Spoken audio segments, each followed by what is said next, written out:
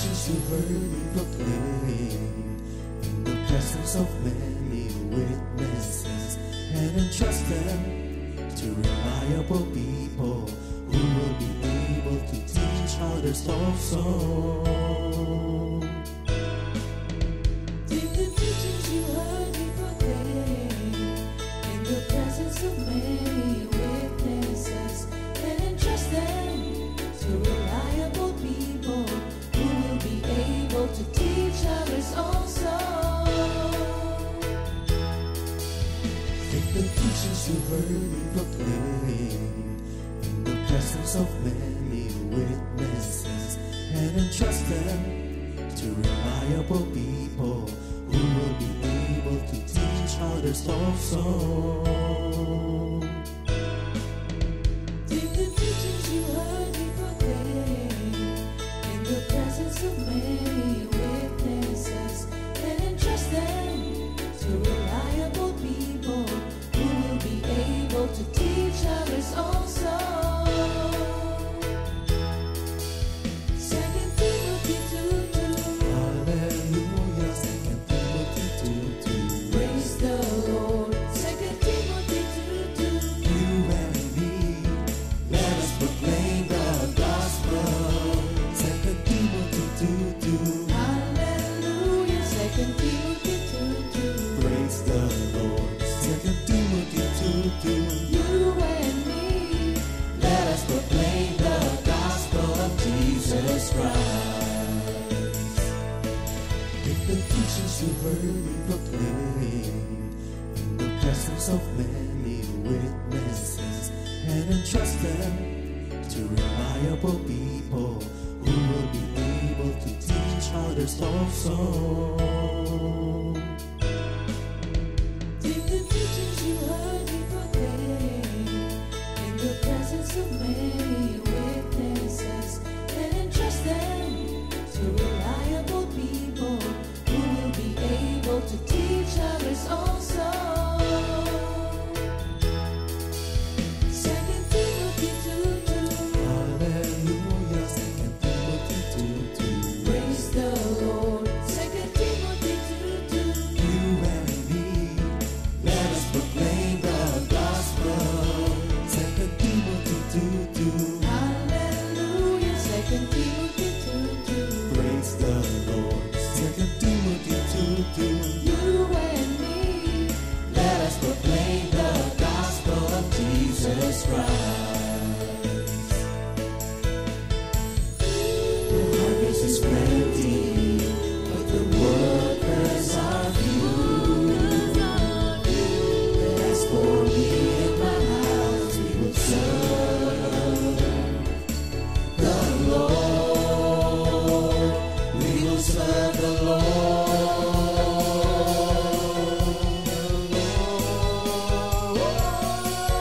2 Timothy 2:2. Hallelujah. 2 Timothy 2:2. Praise the Lord. 2 Timothy 2:2. You and me, let us proclaim the gospel. 2 Timothy 2:2. Hallelujah. 2 Timothy 2:2. Praise the Lord. 2 Timothy 2:2. You and me, Let us proclaim the gospel of Jesus Christ. 2 Timothy 2:2. Hallelujah. 2 Timothy 2:2. Praise the Lord. 2 Timothy 2:2. You and me, let us proclaim the gospel. 2 Timothy 2:2. Hallelujah. 2 Timothy 2:2. Praise the Lord. 2 Timothy 2:2. You and me, let us proclaim, live up His name, delighting the Lord for His goodness. Let us proclaim, live up His name, delighting the Lord for His goodness. Let us proclaim, live up His name, delighting the Lord for His goodness. And He's God.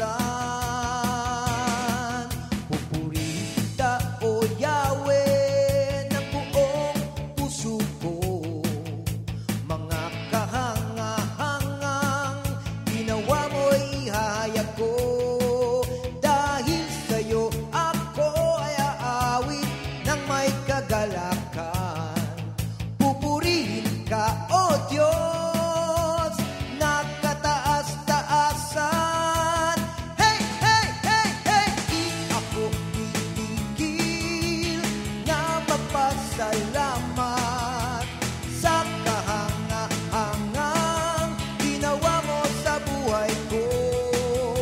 Wala nang higit pa sa buhay kong ito.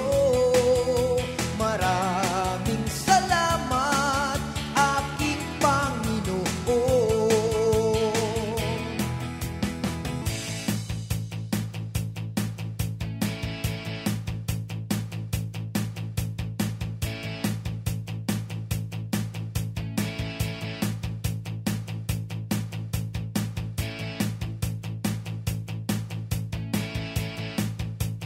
Hey, hey, hey, hey! Di ako titigil na magpasalamat sa kahanga-hangang ginawa mo sa buhay ko. Wala nang higit pa sa buhay kong ito. Maraming salamat, aking Panginoon. Hey, hey, hey, hey! Di ako titigil na magpasalamat sa kahanga-hangang ginawa mo sa buhay ko. Wala nang higit pa sa buhay kong ito. Maraming salamat, maraming salamat, maraming salamat, aking Panginoon.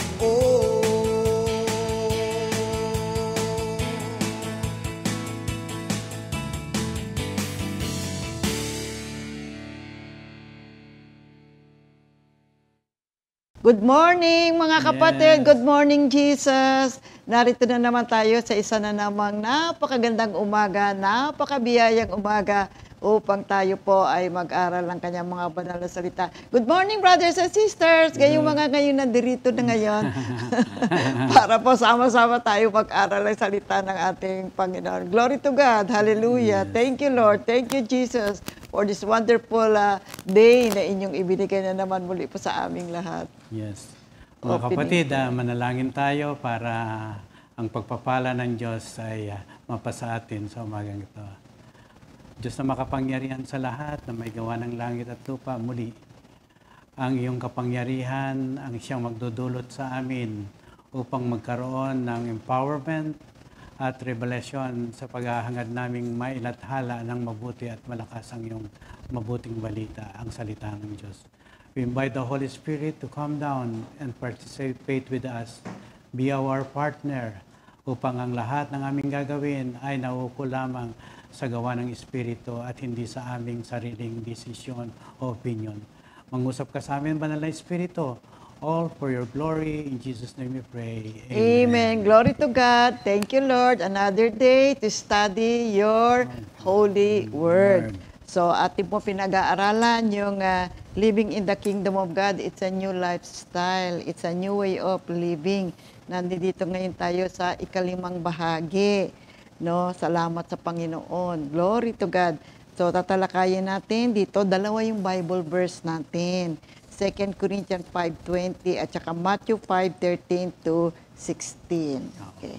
Basahin muna natin yung 2 Corinthians 5:20 sa NIV. Therefore, we are ambassadors for Christ, as though God were making His appeal through us. We implore you on behalf of Christ, be reconciled to God. Sa Tagalog po mga kapatid, Kaya nga, Pangalawang Korinto 5:20. Kaya nga kami mga sugo ni Kristo, ang Diyos mismo ang nakikiusap sa inyo sa pamamagitan namin. Kami nakikiusap sa inyo alang-alang kay Kristo, makipagsundo kayo sa Diyos. Amen. Sa pangalawang Bible verse. Matthew 5:13 to 16. You are like salt for the whole human race. But if salt loses its saltiness, there is no way to make it salty again. It has become worthless, so it is thrown out and people trample on it. You are light for the whole world. A city built on a hill cannot be hid. No one lights a lamp and puts it under a bowl. Instead, it is put on the lampstand where it gives light for everyone in the house. In the same way, your light must shine before people so that they will see the good things you do and praise your Father in heaven. Sa Tagalog. Sa Tagalog, mga kapatid, kayo ang asin ng sanlibut ng sangkatauhan, ngunit kung ang asin ay mawala ng alat, paano pa ito mapapaalat muli? Hindi ba wala na itong kabuluhan, kundi ang itapon at tapakan ng mga tao? Kayo ang ilaw ng sanlibutan, ang isang lungsod na nakatayo sa ibabaw ng burol ay hindi maitatago. Walang taong nagsisindi ng ilaw at pagkatapos ay inilalagay iyon sa ilalim ng banga. Sa halip, inilalagay iyon sa talagang patungan upang matanglawan ang lahat ng nasa bahay. Gayon din naman, dapat ninyong paliwanagin ang inyong mga ilaw sa harap ng mga tao upang makita nila ang inyong mabubuting gawa at papupurihan ang inyong Ama na nasa langit. Purihin ng Diyos sa pagbasa ng kanyang mga banal na salita. Itong dalawang Bible verse na ito ang ating pag-aaralan ngayong umaga. Sa mga nakaraang pag-aaral natin ay reviewin natin sasabihin ko muli, tinalakay na natin yung how do believers believe in the kingdom of God.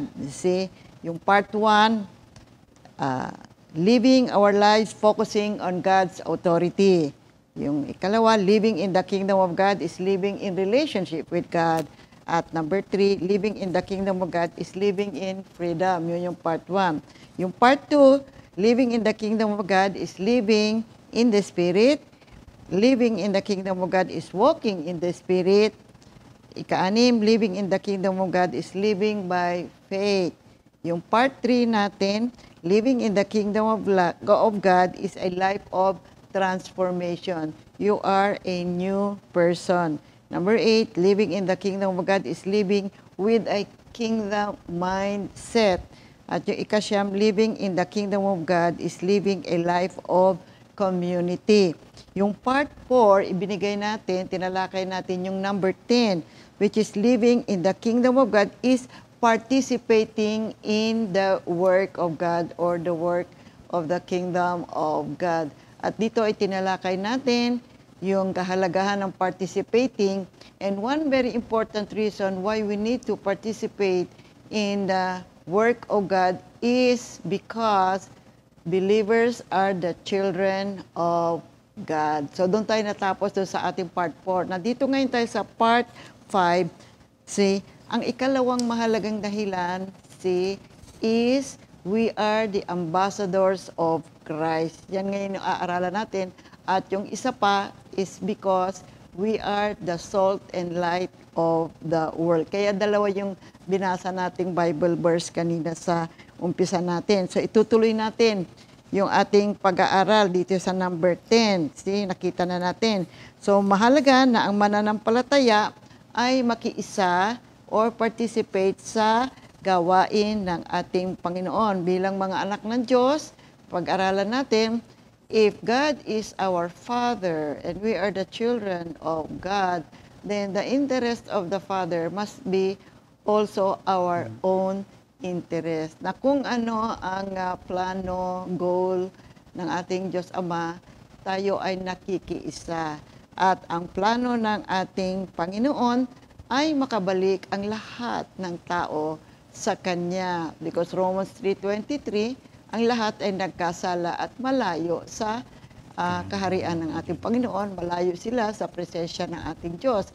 At ang katapat pa noon sa Romans 6:23 ay kamatayan. So hindi yan gusto ng Diyos.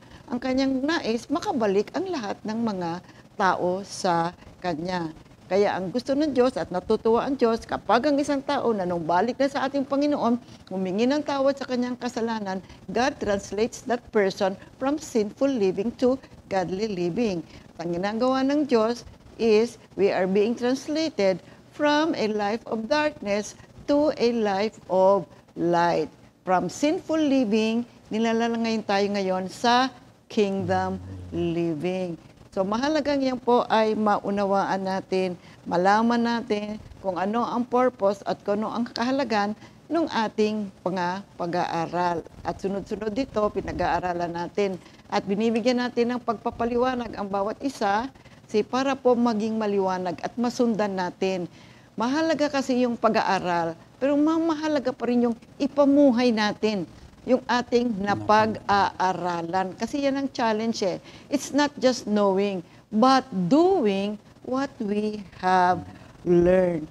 So sa ating Panginoon na ngayon nandirito, we have to remember and we have to realize, see, that each and every one of us have a specific purpose.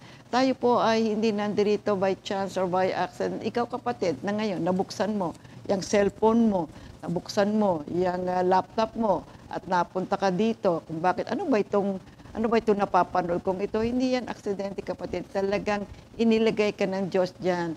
Mahal ka ng Diyos at gusto niya maunawaan mo, malaman mo ang tungkol sa kanyang plano ng kaligtasan, malaman mo ang tungkol sa kanyang plano ng pagpapala, maranasan mo ang pagmamahal ng Diyos. Kapatid, you are blessed. Just stay tuned. At pakinggan mo rin, malaman mo rin ng ating GMJ ay mula Lunes hanggang Linggo. Ito isang malaking pagpapala po. At yun sa mga patuloy pa nating mga kapatiran na lagi sumusubaybay, oh, you are truly great and blessed by God, mga kapatid, sapagkat napakahalaga ng pag-aaral ng salita ng Diyos at mahalaga din that we have to expand the kingdom of God para maraming mga tao pa ang makabalik sa ating Panginoon. Kaya dito tayo ngayon sa pangalawa, see, we need to participate in the work of the kingdom of God because believers are ambassadors of Christ. So remember that during the sanctification, see, a believer is now under the authority of the kingdom of God. And living in the kingdom of God, a believer must participate. You see, tandaan po natin. And to participate, be an ambassador of Christ. Kaya yung 2 Corinthians 5:20, sabi, ulitin mo. Therefore, we are ambassadors for Christ, as though God were making His appeal through us. We implore you on behalf of Christ, be reconciled to God. Ikaw bilang mananampalataya, mga kapatid, tinawag tayo na maging ambassador for Christ. Kumakatawan sa Kanya at sa Kanyang mensahe ng pakikipagsundo sa mundo. At himukin natin ang marami pang ibang tao makipagsundo sa ating Panginoong Diyos. Kaya nga sinulat ni San Pablo itong 2 Corinthians 5:20. Sa pangkalahatan, generally speaking, diba? Ang isang ambasador ay isang ginagalang na opisyal na kumikilos bilang isang kinatawan ng isang bansa. Of course, no? Ipinadala sa ibang lupain, ang tungkulin niya ay ipakita ang opisyal na posisyon ng isang soberanong katawan na nagbibigay sa kanya ng otoridad. Ibig sabihin, tayo may mga ambassadors tayo sa ibang bansa. Ang layunin niya ay i-representa ang ating soberanyang Pilipinas sa kanilang sa iba't ibang bansa. Sa lugar na kanyang kinatatayuan o kanilang kung saan assignment niya. Kung ano ang assignment niya. O. Katulad din na hinahintulad ni San Pablo ang sarili niyang pagtawa na isa siyang embahador.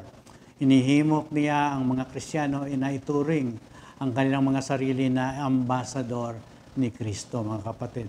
Kaya ang Ebanghelyo ay naghihikayat na ipagkasundo tayo sa Diyos. Sa pangangaral ni Pablo, sinabi niya, sapagkat hindi ako sinugo ni Kristo upang magbinyag, kundi upang ipangaral ang Ebanghelyo.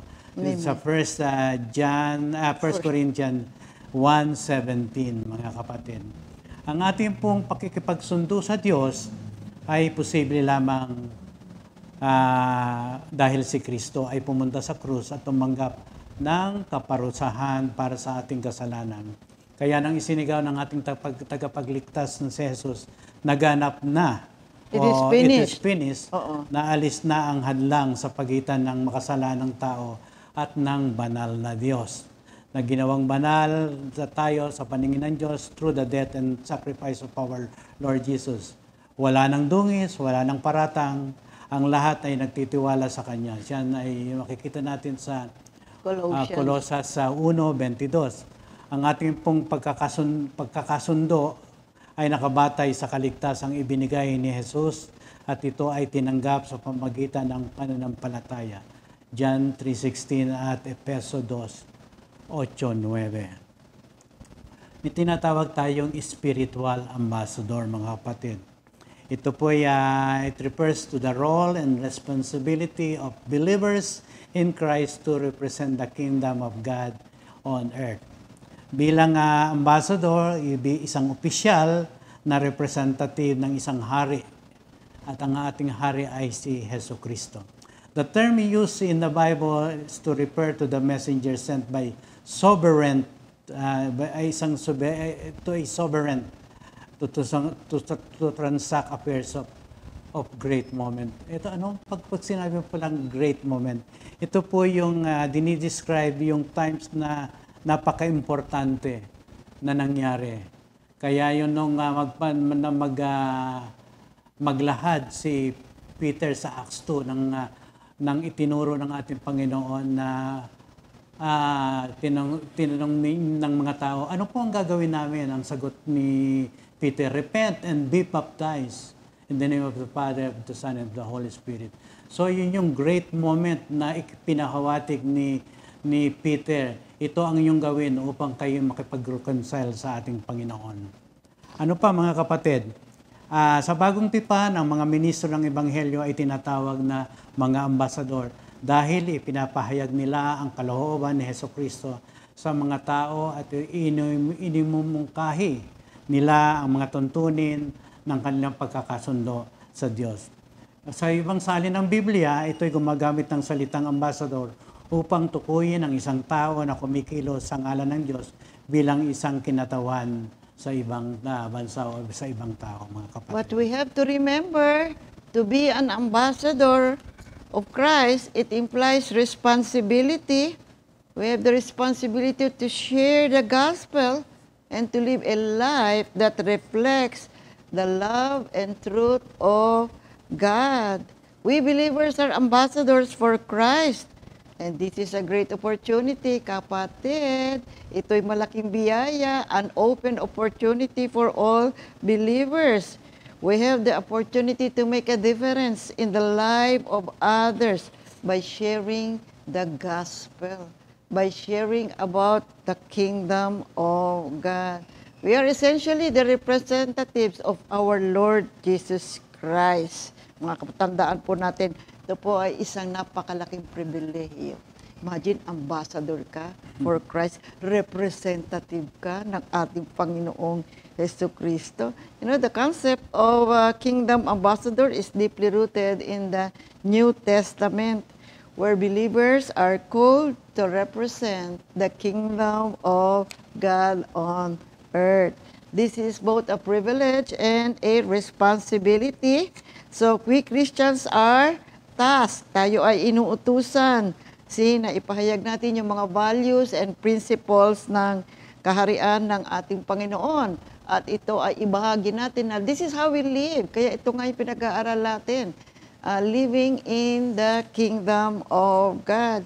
Kaya nga si Apostle Paul, ine-emphasize niya sa kanyang mga mananampalataya, ng kanyang mga tinuturuan, ini-urge niya, kumbaga hinihikayat niya yung mga believer na mamuhay sila in a manner that is worthy of their calling.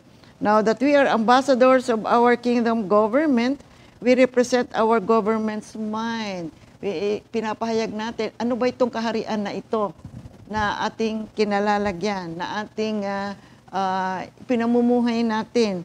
So, ipinapahayag natin yung will and purpose ng kaharian, ng gospel ng ating Panginoong Hesus Kristo sa maraming mga tao para maunawaan nila, malaman nila, ano ba yan?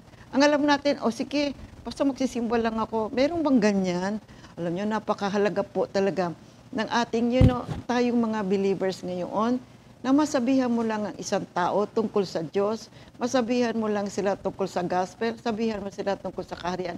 Malaking bagay eh. We may not be able to tell them everything all at once, but say, isang maliit na pahayag, o ganito, kaigsi, o kaliit man, sa sandaling panahon, malaking bagay na po na ito ay ating ipinahahayag para sa kanila. At kung ano ang nais ng Diyos na sabihin natin, yun ang ating sasabihin. Pagkat yun ang gawain ng isang ambassador. Not our own opinion. You see, hindi po pwedeng pansarili nating kaalaman. Kaya mahalaga, ang mga mananampalataya, kung mapapansin ninyo, ay laging inilalagay ng Diyos sa pag-aaral ng kanyang mga banal na salita. Because that is how we get to know this kingdom na ating kinagagalawan. Para kapag tayo po ay nag-evangelize, tayo po ay nakipag-usap sa maraming tao, tama ang ating sinasabi. At kung ano ang alam ng Diyos at kung ano ang kanyang pinasasabi, yun ang ating sasabihin. At yung constitution na ating isinishare, yan po yung salita ng Diyos. Yan po yung Biblia. Yan po ang ating sinusundan. Marami kasi, katulad ng nakaraan nating pag-aaral, nakita ni Hesus Kristo na napakakawawa ng mga tao. People are in great need. Ano ang maitutulong natin? Yes, we may be able to give them something to alleviate their physical need. But the greatest need of man ay ang kaligtasan. Kaya ibinigay ng Diyos ang Panginoong Hesus Kristo sapagkat sa pamamagitan niya, magkakaroon tayo ng bagong buhay. Isang bagong buhay na nakaugnay sa ating Diyos Ama, na kung saan maiaayos ang ating buhay. At tayo ngayon na nandirito na, magpagamit tayo. We allow ourselves, mag-respond tayo sa panawagan ng Diyos, be an ambassador for the kingdom of God. Mahalaga ito, mga kapatid.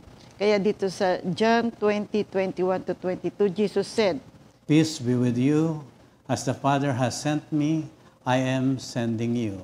And with that, he breathed on them and said, Receive the Holy Spirit. okay, that is a sending out blessing, mga Oo, kapatid. sending Sending out out siya. Oo. Sige, humayo na kayo. The Yung sinasabi. impartation of the Holy Spirit. Oo, binibless ka na. Binibless Oo. ka niya. Oo.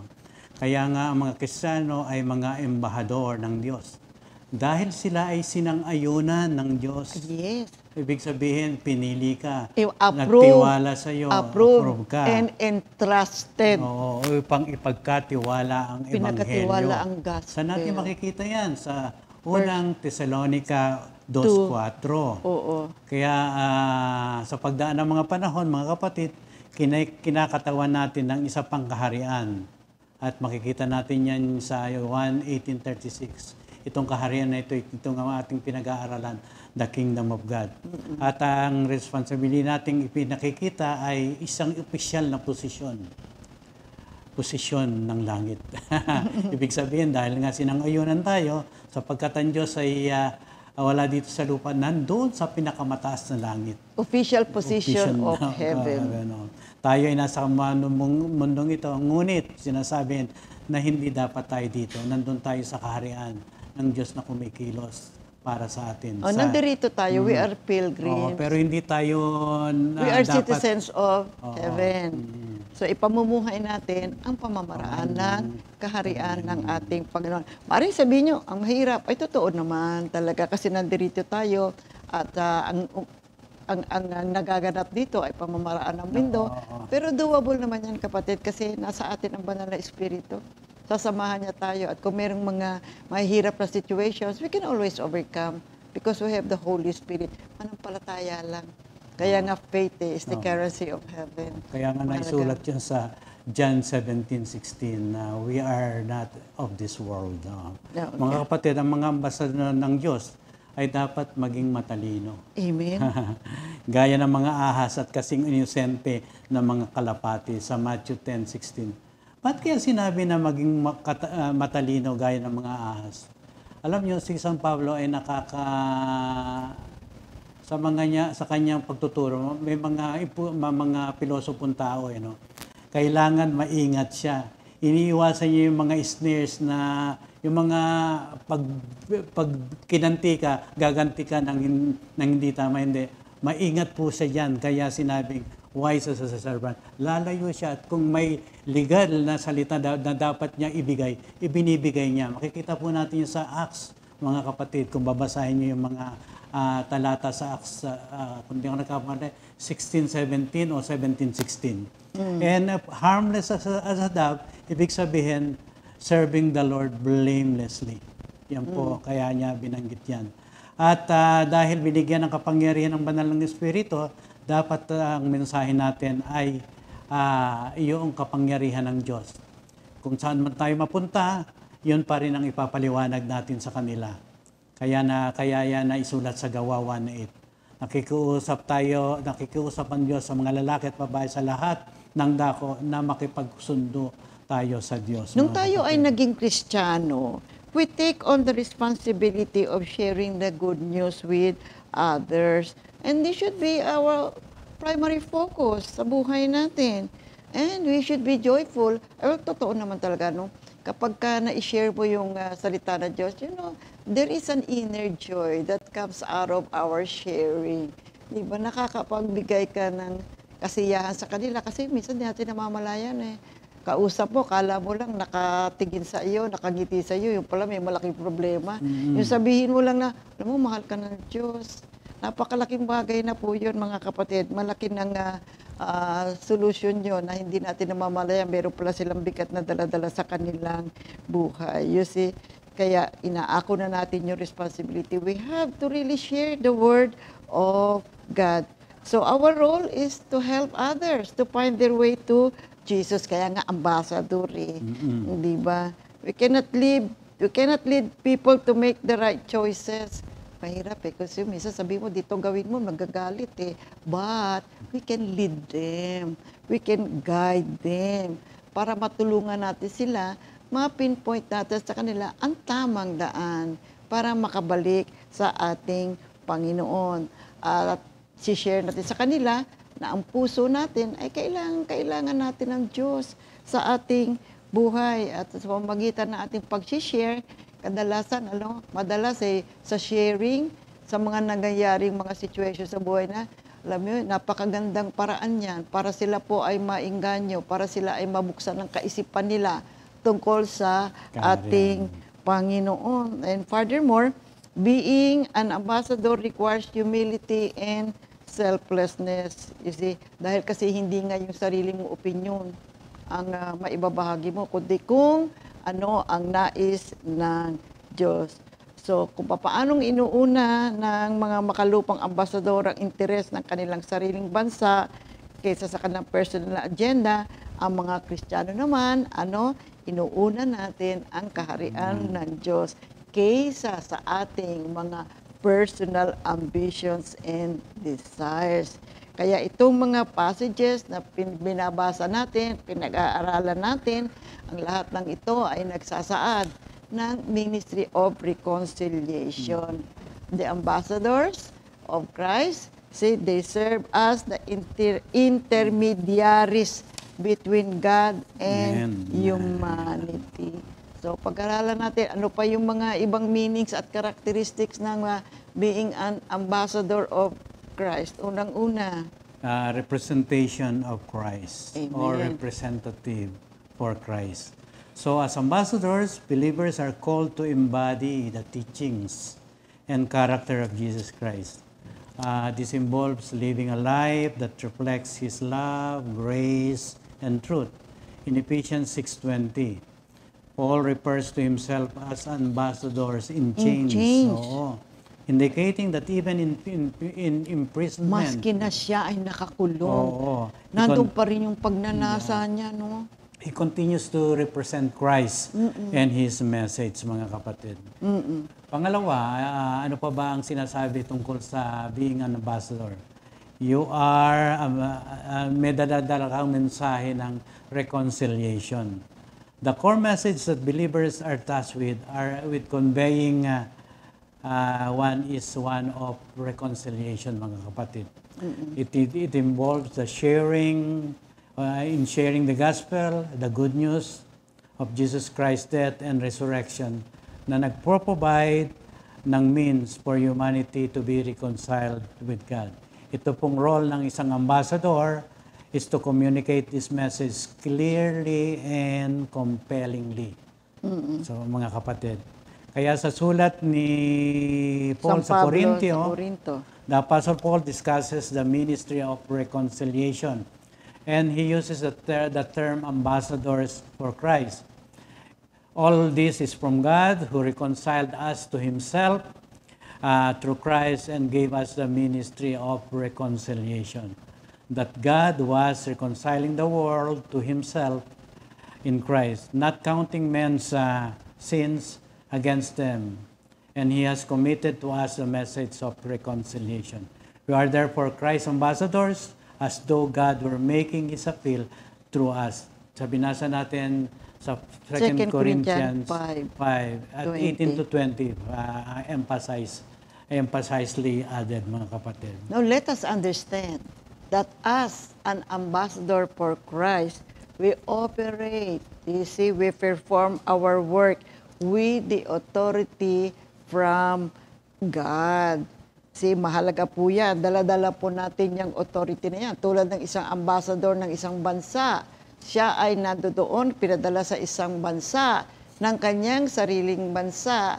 See, may authority siya. Hindi siya basta pupunta doon and then represent like our country, the Philippines. Meron siyang authority. Ganon din po tayo, mga kapatid. That's why this is a very significant responsibility that we have to accurately convey the message of the gospel. At ano sabi ng gospel sa atin? Matthew 28, 19 to 20, sabi niya, make them my disciples, diba? Baptize them, say, teach them, turuan niyo sila, sabi ng ating Panginoon. Make disciples of all nations. So dito makikita natin na we are holding a very significant authority from God. Sa ika-4, ambassadors also must understand and engage with the culture they are placed in. Kung ikaw ay pinadala sa isang lugar, magiging maingat tayo, ha? Kasi ang bawat bansa, bawat tao na kausap natin, hindi ho yung pare-pareho. Mag-iingat po tayo. Ang bansang ito, ganito ang nais. Okay sa kanilang ganito, pero pagdating mo din sa ganitong bansa nito, ay hindi naman pala okay sa ganito.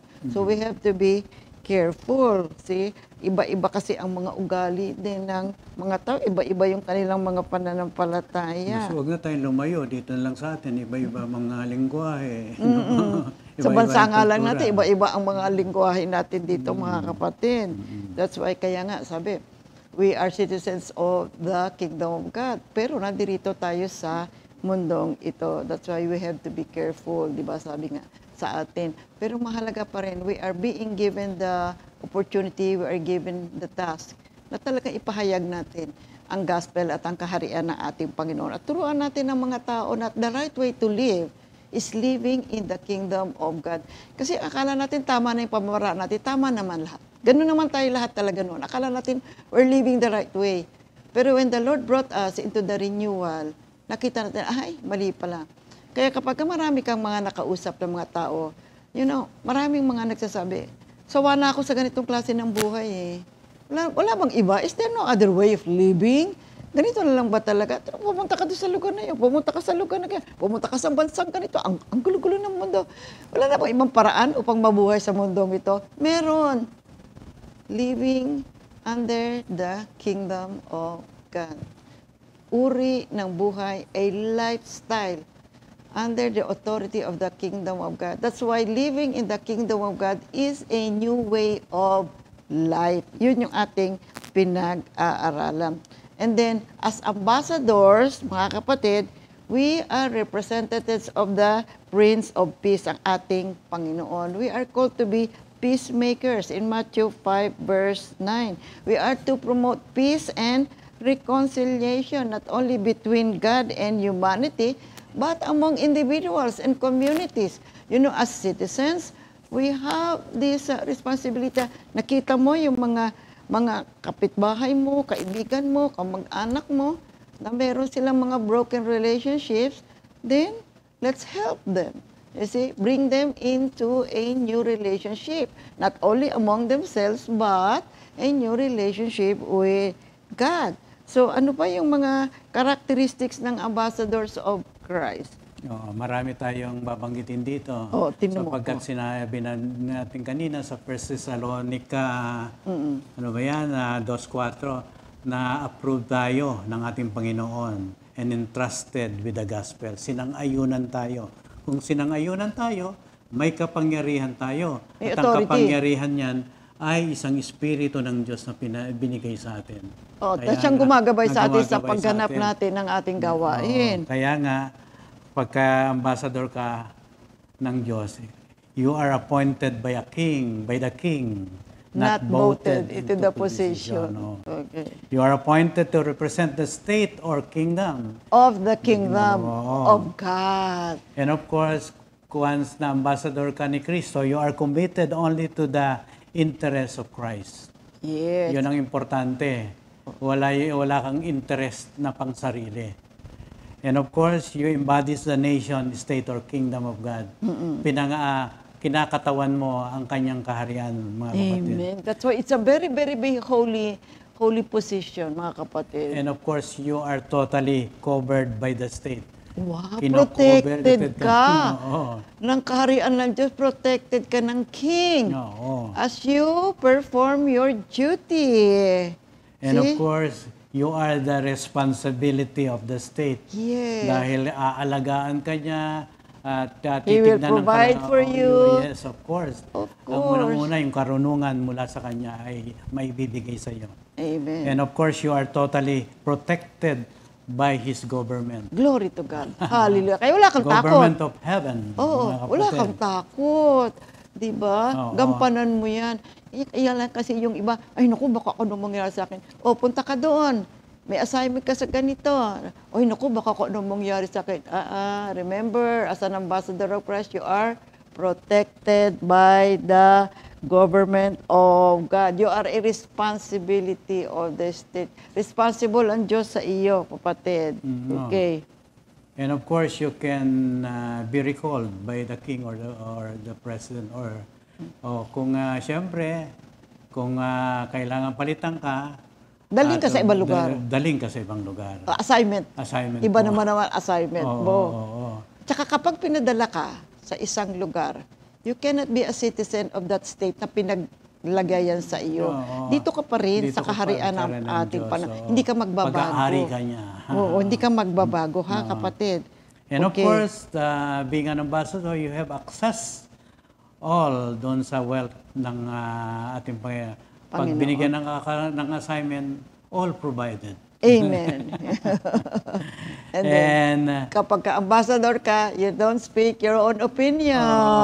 hindi mo magmamalaki yung position mo. Sapagkat officially na pinadala ka ng Diyos upang pagharian ka ng kanyang Espiritu.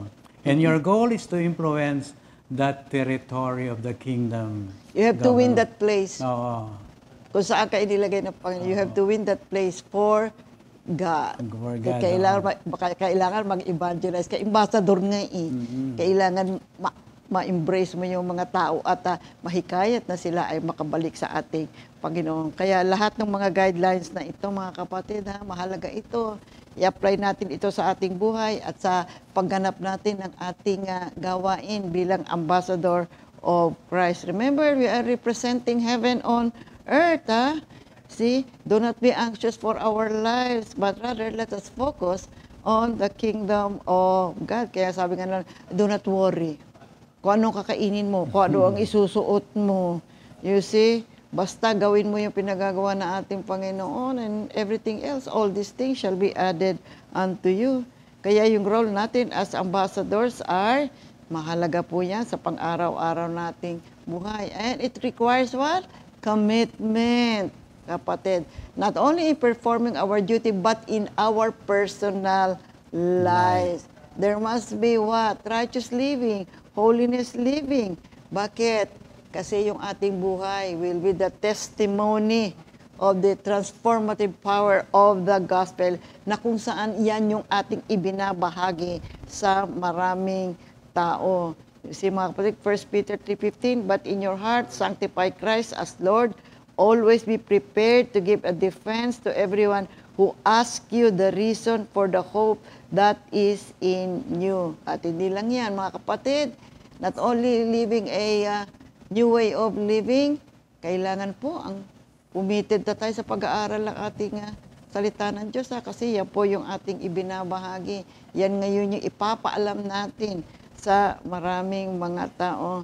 At sa ating role as the ambassador, we are to engage in prayer and intercession. Let's pray for all these people na ibinigay sa atin ng ating Panginoon upang ating abutin at maibalik natin, maiguide natin sila sa kanilang pagbabalik sa ating Panginoon. Pray always for empowerment na magampanan natin yung ating responsibility. Kaya in summary, Oo. Kaya ang role po ng mga believers, mga kapatid, ina-encourage tayo na pag-igihan natin ang pagiging ambassador natin. Ito po ay isang high calling that encompasses yung representation, communication, and engagement. Ito po yung role that requires dedication, wisdom, frequent prayers, of course, binanggit nga, and reliance on the Holy Spirit to effectively fulfill the mission of making Christ known to the world, mga kapatid. And of course, when we become Christians, we take on the responsibility of sharing the good news with others. Ito po ang ating primary focus at ito po ay isang personal joy sa atin sapagkat nagagampanan natin ang ipinagagawa sa atin ng ating Panginoon. As followers of Christ, we ought to be consumed with the zeal of thinking up new ways to share the gospel. Hindi lang po tayo dapat maging passive pag nag-declare tayo ng salita na yun. Maging aktibo tayo, masaya, para tayong kumakanta sa harapan ng ating pinapastoral. Kinakantahan natin sila ng mga magagandang balita mula sa Diyos, mga kapatid. Our role is to help others and find their way to Christ. We cannot lead people to make the right choice, kundi dapat lang natin ipalaganap ito sa pamamagitan ng tulong ng banal na Espiritu na may direction sa atin upang bigyan ng kalwalhatian ng ating Panginoon. tukulin natin, tulungan Yan, sila, of mga course, kapatid. Mahanap nila ang daan patungo sa ating Panginoong Hesus Kristo na pag-pray natin na maakay natin sila sa tamang pagpili. See, every day of our lives, we make choices. Gagawin ko ba ito o hindi ko gagawin? Ito ba ay makapagbibigay ng kaluwalhatian ng Diyos o ito ba ay kagustuhan ko lamang? That's why, we have to pray for a lot of people. So, glory to God. So, yun ang una. Yun yung ang una natin. We participate in the work of the kingdom of God because we are the children of God. Yung pangalawa, we are the ambassadors of Christ. At ikatlo, we participate in God's kingdom work because we are the salt and light. Yung Matthew 5:13 to 15, basahin natin. You are like salt for the whole human race, but if salt loses its saltiness, there is no way to make it salty again. It has become worthless, so it is thrown out and people trample on it. You are the light of the world, the whole world. A city built on a hill cannot be hid. No one lights a lamp and puts it under a bowl. Instead, it is put on the lampstand where it gives light for everyone in the house. In the same way, your light must shine before people so that they will see the good things you do and praise your Father in heaven. Amen. Purihin natin Panginoon. So ano ibig sabihin ni Lord Jesus nang sinabi niyang salt and light sa Bible? Sa sermon the Sermon on the Mount, ginamit ni Jesus ang metaphor na asin at ilaw. Kasi liwanag ng mundo upang ilarawan ang papel at epekto ng kanyang mga tagasunod na binibigyang diin ang kanilang impluwensya sa mundo upang mapanatili ang mabuti at ipaliwanag ang kadiliman. The praise, asin at liwanag ay nagmula yan doon sa Sermon sa Bundok at patatagpuan natin niya sa Ebanghelyo ni Mateo. So, mahalaga po ito, magandang pag-aaral. So, anyway, napag-aralan naman natin na ito so many times in the past. So, mabuting ating alamin uli.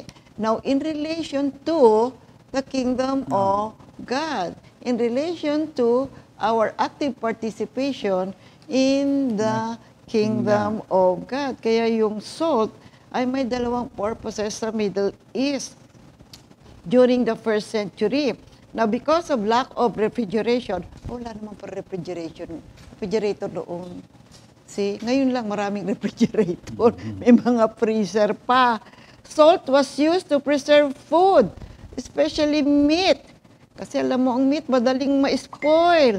Lalo na sa desert environment, kasi napakainit naman That's why believers in Christ are preservatives to the world, preserving it from the evil inherent in the society of ungodly men, whose unredeemed natures are corrupted by sin. Sige, basahin natin dito nga ngayong mga kapatid, itong Psalm 14 verses 2 to 3.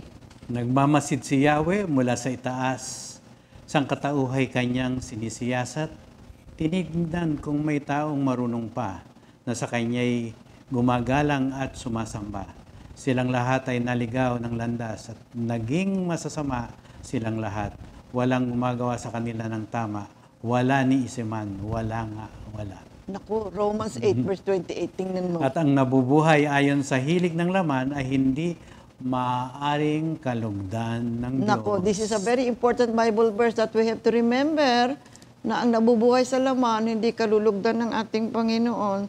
So as preservatives in ancient times, ang salt ginagamit primarily as preservative to prevent decay. Oo. So similarly, Christians are called to prevent moral decay and preserve goodness in society. Because of its preservative preservative powers, mga kapatid, it is its necessity for life and its ability to give flavor. Salt, mga kapatid, had religious and sacrificial significance. Leviticus 2. Basahin natin yung Levitico 2:13. Titimplahan ninyo ng asin ang lahat ng handog na pagkaing butil. Huwag niyong kalilimutang lagyan ng asin ang inyong handog na pagkaing butil, sapagkat ang asin ay tanda ng inyong kasunduan kay Yahweh. Kaya lalagyan ninyo ng asin ang lahat ng handog. What does it mean, mga kapatid? Salt is a sign of covenant with Yahweh. Magtaka ka nga naman, sinong bahay ang walang asin? Kaninong bahay ang walang asin? Lahat yata tayo, mga kapatid. May asin. At kapag wala ng asin, ay bibili at bibili talaga. Ay baka sabihin nila, may patis ako. Hindi, iba pa rin yung lasa ng asin talaga Para bang, ang laki ng kawalan, pag wala kang asin, parang maaari sabihin, hindi ako nag-aasin, patis na lang But anyway, yung alat pa rin, Alam mo ba yung patis pag natuyo, asin yung lumalabas, namumuti. Oo nga, gano'n. Noong pala, ancient times, remember, totoo, noon sa kanila, yung asin, pambayad pa rin yun. Ginagamit pa rin nila yun. Pambayad nila. Kaya, alam niyo, may kasabihan pa, to eat salt with someone means to be bonded together in loyalty. Wow. Kaya as the salt of the earth, yung mga Kristiyano are preservers of God's covenant and they give true flavor to the world. Oo nga naman, di ba? Kaya yung asin ginagamit upang mapanatili ang pagkain at magdagdag ng lasa. Kaya minumungkahi ng metaphor na ito, ang mga Kristiyano ay dapat magkaroon ng positibo, pag-iingat at pampalasa na impluwensya sa mundo na pumipigil sa kapagkabulok at pagdaragdag ng kabutihan. So tulad ng asin, tayo ay dapat na maging positive influence na gumagawa ng pagbabago sa mundo. Pinapaganda ng asin ang lasa ng pagkain, ang mga Kristiyano ay nilalayong maimpluwensyahan at pahusayin ang buhay ng mga taong nakapaligid sa kanila. Oo nga, bakit nga ba kapag nilagyan ng maski konting asin yung niluluto mo, nagiging masarap? Kaya misa pag meron kang kinakain, alam mo agad, pag kulang ng asin, ay ang tabang. Sabi mo, ay kulang ng asin. Di ba? At kapag naparami naman, talaga naman napapaalat. Nalalasahan naman natin. Pero napansin nyo ba yun? Maski konti lang talaga, maski yung patis, pag nilagay mo, hindi ka naman naglalagay talaga ng isang tablespoon, o kaya isang sandok na, talagang maliit lang. But then, ang kanyang flavor, napaka malasa na. So, Sabi nga ganun din. nila, pag nagkape ka, lagyan mo ng 2 o 3 butil ng asin, sasarap daw. Ayun nga, sabing ganyan daw. At saka yung mga chocolates daw. Di ba, meron kang chocolate drink. Ang alam ko, nilalagyan nila din yun ng ano, a pinch of salt. Pinch lang. Kasi gano'n lang, konting kurot lang. So, sumasarap na. Nag-iiba na yung flavor. Bakit kaya? Well, nilikha ng Diyos na gano'n. Napakagandang biyaya ng Diyos para sa ating lahat. Kaya, sinabi ni Jesus sa kanyang mga followers, you are the salt of the earth and the light of the world. Ano ibig sabihin nito? That Christians should help the world na maging better place, no? Katulad ng salt, that's flavored for the food and it keeps from spoiling, no? Kaya nga Christian should bring goodness and help stop bad things from happening, mga kapatid.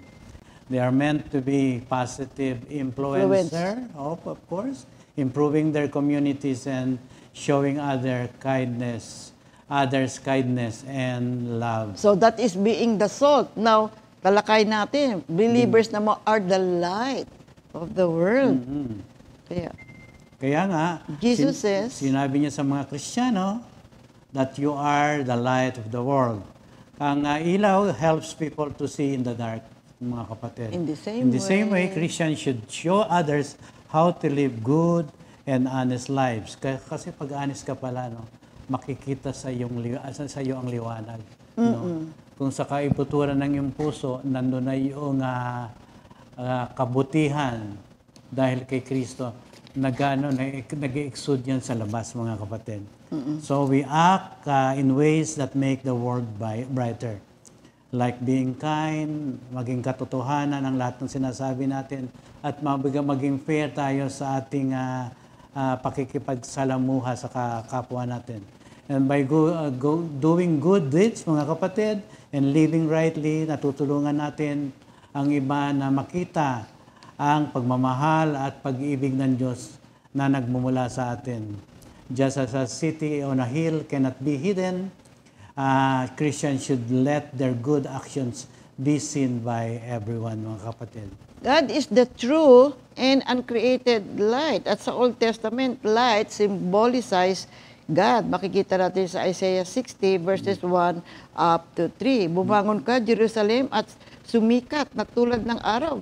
Liliwanagan ka ng kaluwalhatian ni Yahweh, mababalot ang kadiliman ng buong daigdig. Ngunit, ikaw ay liliwanagan ni Yahweh at mapupuspos ka ng kanyang kaluwalhatian. Ang mga bansa ay lalapit sa iyong liwanag, ang mga hari ay pupunta sa ningning ng iyong pagsikat. And also, light is a divine law. In Psalm 119:105, Salita mo'y isang tanglaw na sa akin ay patnubay, sa landas kong daraanan, liwanag na tumatanglaw. kaya yung light, kailangan natin yan for clear vision and life itself.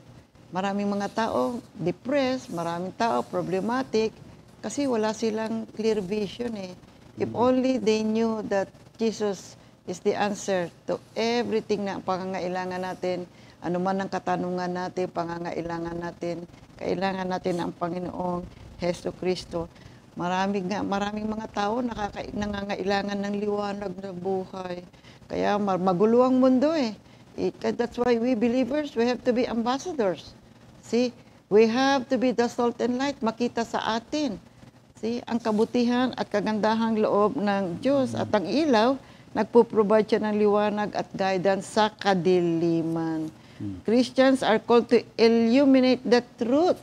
See, bigyan natin ang katotohanan. Bahagi natin ang katotohanan sa maraming tao. At yung light, nagbibigay ko ng spiritual guidance siya sa buhay natin.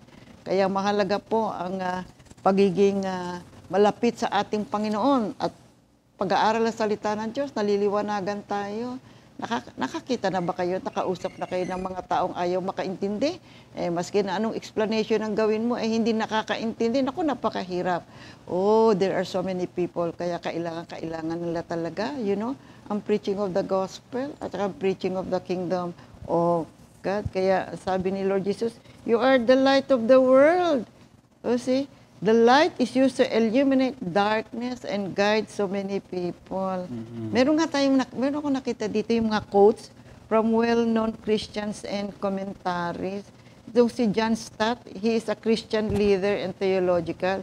So, ang sabi niya, ang mundo, parang nabubulok na karne, ngunit dapat kang maging asin ng mundo. Ang mundo ay tulad ng isang madilim na gabi, ngunit ikaw ay dapat maging liwanag ng mundo. Sa makatwid, mayroon kang isang kailangan na mission.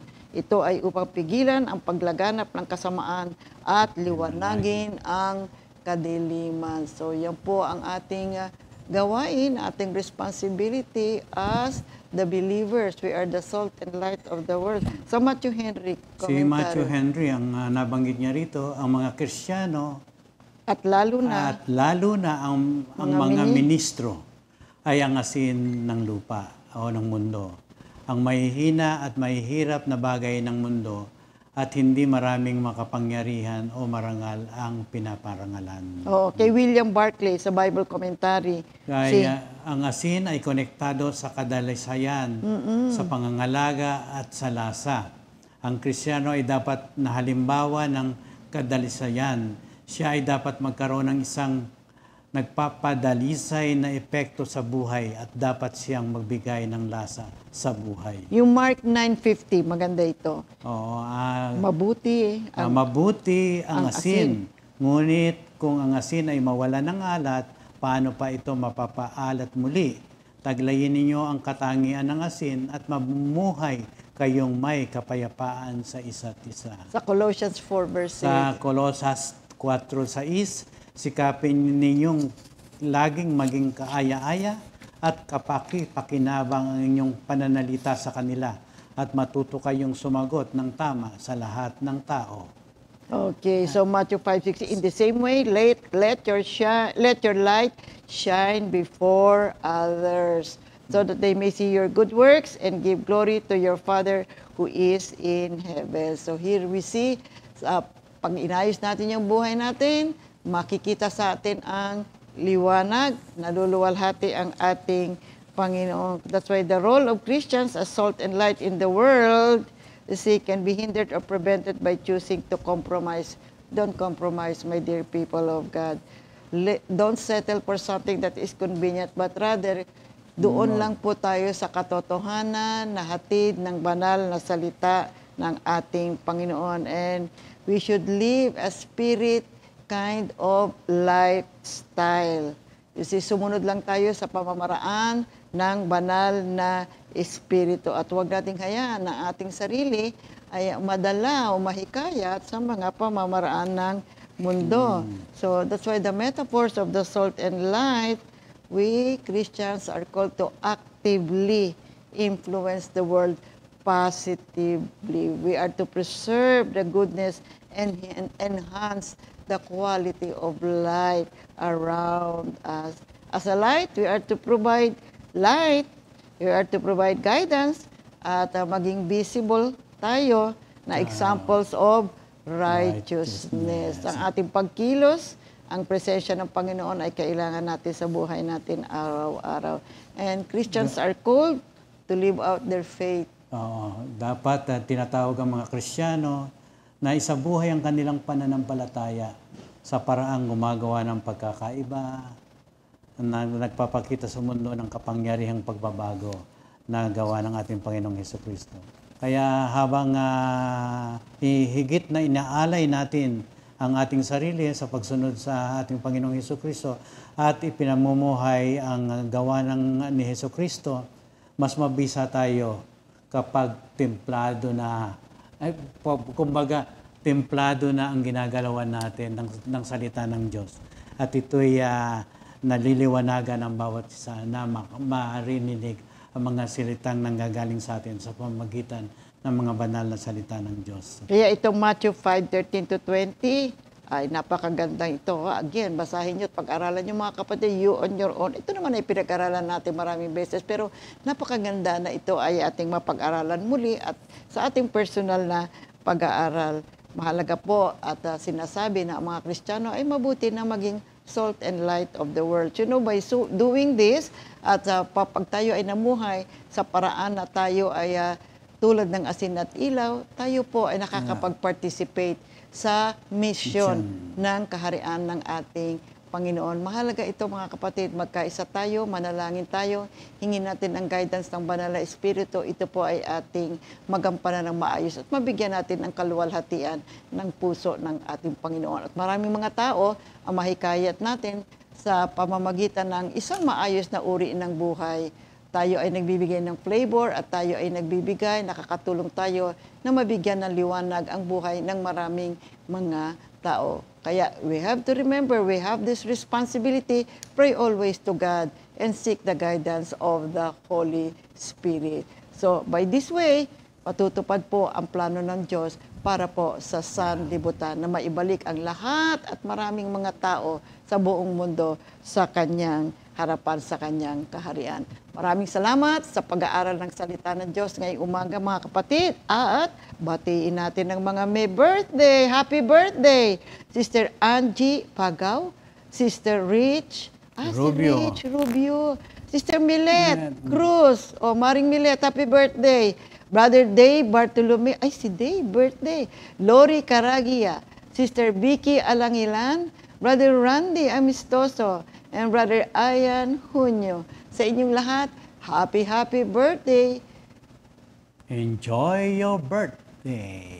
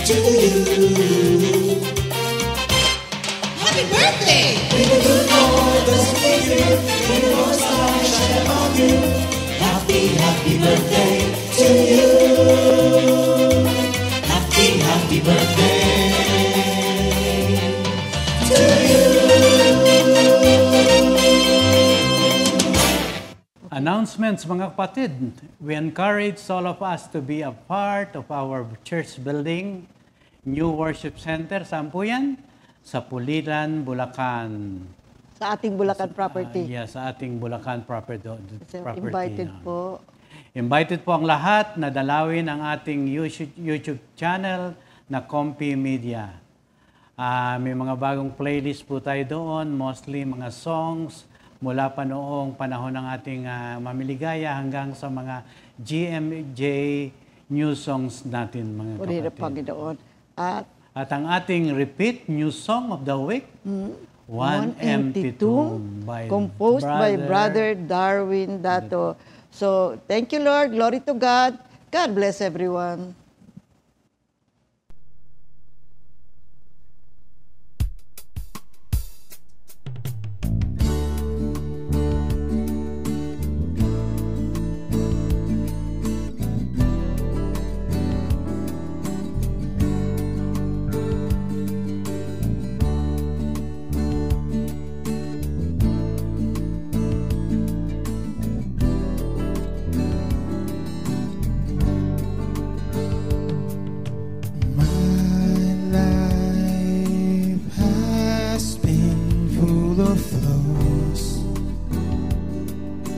Day that I pass, wandering nowhere, running here and there. I am weary and weak. With anything, everything is bleak.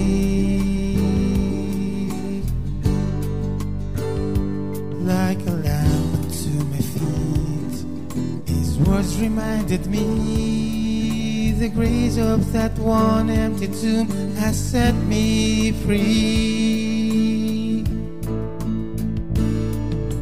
I am saved by Him, the one who died for my sins.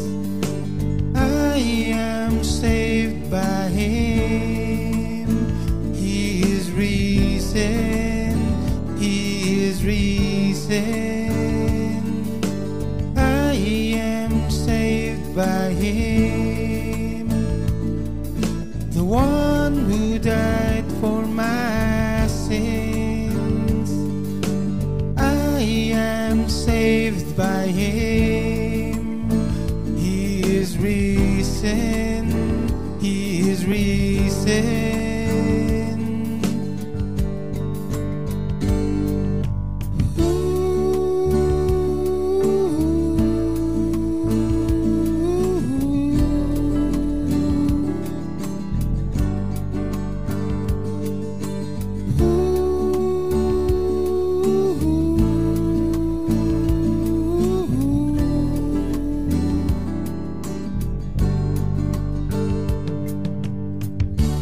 He revived me with His righteousness and directed my steps.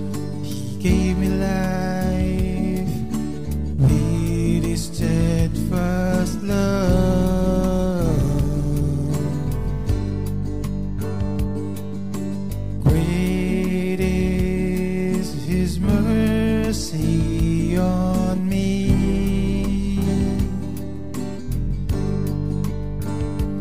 I surrender my life to Him.